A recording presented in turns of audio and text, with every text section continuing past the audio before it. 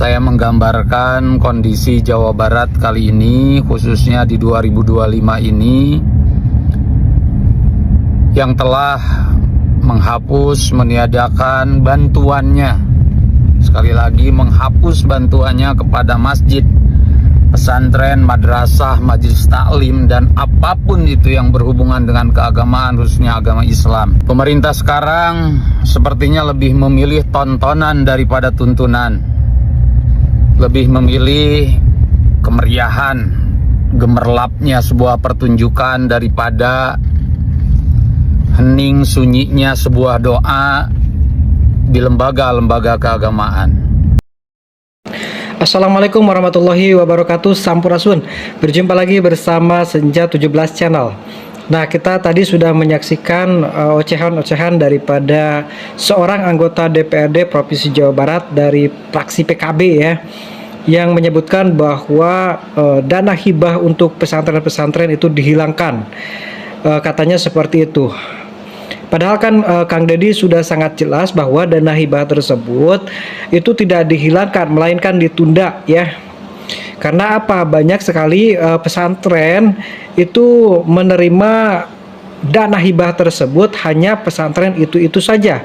Artinya dana hibah tersebut tidak merata ke semua pesantren yang ada di Provinsi Jawa Barat. Nah, Kang Deddy Mulyadi itu ingin menata kembali, bukan menghilangkan atau menghapus ya. Nah, ini adalah jawaban dari Kang Deddy Mulyadi, Bapak Aing, dalam masalah dana hibah pesantren ini. Ya, kita lihat sama-sama videonya.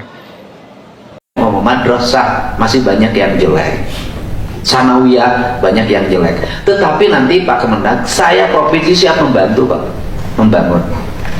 Problemnya apa sih Kang Deddy hari ini? Agak nahan dana hibah untuk itu. Mesti perlu diomongkan lah. Kita tahu apa yang terjadi. Gitu loh. Pertama, yang menerima itu juga Pak. Yang yayasannya berkembang yang punya akses politik, yang yayasannya berkembang yang punya akses terhadap gubernur. Ustadz di Lemur anu teboga akses politik, tidak punya akses terhadap gubernur, teka bagai apa? Diriungkeun, anu narima nu ngariungkeun mana balik we mau cangke dongkul. Emang saya tahu yang begitu Pak. Sampai Pak saya bukain Pak, bikin yayasan palsu Pak di Jawa Barat untuk nyerap duit Pemprov 2 miliar, 1 miliar, 5 miliar. Makanya saya stop dulu. Saya mau bikin rasionalisasi. Saya minta nanti data Kemenag, berapa madrasah yang harus dibangun, yang jelas siswanya ada, dibutuhkan di wilayahnya, Pemprov siap membangun Pak. Sudah kita bangun aja, nanti saya ngumpulin dana dari mana-mana, dari BJB, dari mana-mana, kumpulin semua, ayo kita bangunin. Gak ada lagi pemilihan sekolah pemerintah daerah, sekolah Kemenag, gak ada, semua rakyat Indonesia, rakyat Jawa Barat sekolah di situ.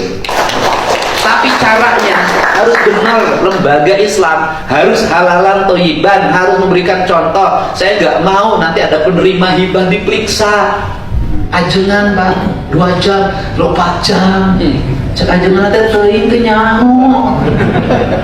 Saya kemarin tuh diskusi dengan teman-teman di PRRI, Kang Deddy terima kasih, itu di stop dong. Kenapa? Dicari orang bagus itu penanganan terlalu banyak. Kenapa? Kiainya dapat 15 juta, bantuannya 2 miliar. Ya udahlah yang nerima teman-teman kita. Nah, saya ingin harus itu Pak. Kalau nggak mau itu Pak. Saking pusing karena yayasannya sudah sering dapat, bikin yayasan baru mau saya buka. Yayasan baru Pak, nggak terverifikasi. Nih yayasan anyar, nampung 2 miliar, nampung 5 miliar. Sudahlah, bukan saya anti agama, bukan. Justru saya ini adalah sikap-sikap yang begini bertentangan dengan agama. Di Garut itu nyampe berapa Garut tuh bantuan ke yayasan? Ada sekitar 200 hampir 300 miliar. Garut tuh sampai 500 miliar Pak, bantuan untuk yayasan. Ada satu yayasan 5 miliar Pak, bikin yayasan langsung dapat 5 miliar. Aisyah Nawiyah narungkruk. Kan saya ingin besar, kalau mungkin gubernur yang lain nggak berani menghadap saya, berani Pak. Udah nggak ada masalah, dicaci maki, dibenci terserah, diomongin mangga. Yang penting saya ini merubah sistem. Saya nggak mau uang Jawa Barat hanya dinikmati oleh beberapa orang itu juga. Ada satu pesantren nerima 50 miliar Pak. Mau saya sebutin? 50 Pak, ngomong atas nama Islam, atas nama agama.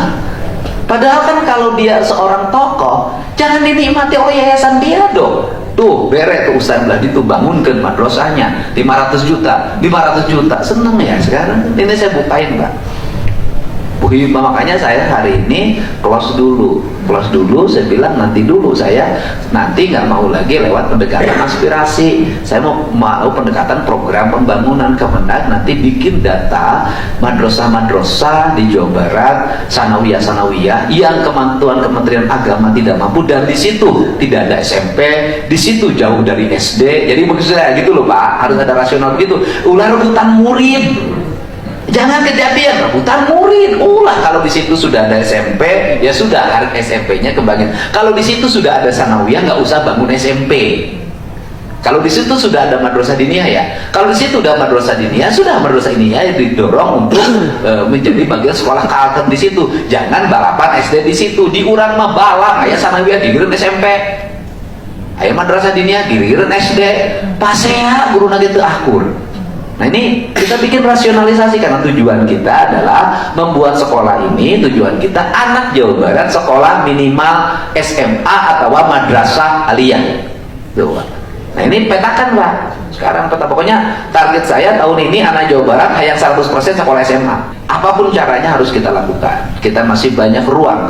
Kalau duit dicari itu pasti ketemu. Ini untuk pembangunan, rumuskan dari sekarang, dari mulai perubahan. Nanti di Musrenbang Frog tanggal 5 Mei itu harus mulai nampak Pak.